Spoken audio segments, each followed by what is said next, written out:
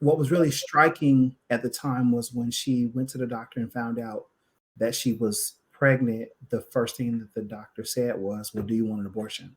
And her response was, "That's something I have to talk to my fiance about." So, as the father of the child, I was disregarded from the very beginning of the Hmm. experience. And Hmm. so, of course, we made the decision to, have my daughter. And I can recall some of the early doctor's appointments. I'd be there with my wife, almost all of them. I'd be there with her. She was my fiance and then my wife by the time we had her. We had my daughter.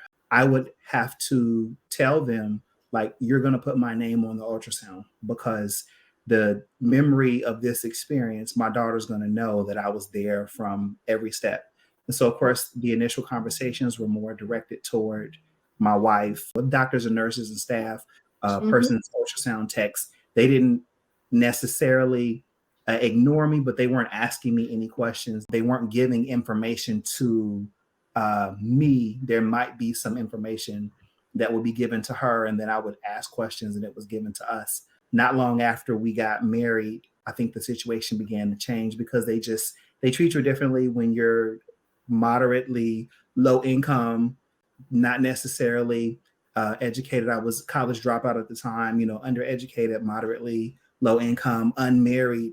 The medical Hmm. profession, especially for people of color, treats you a little bit differently. So I don't feel like I bore the full brunt of that, but my initial experience wasn't very positive. All the conversations were directed to both of us. Questions were asked of both of us. Options that were presented to both of us. But my initial experience in that process wasn't one where I felt like I was included or that I was valued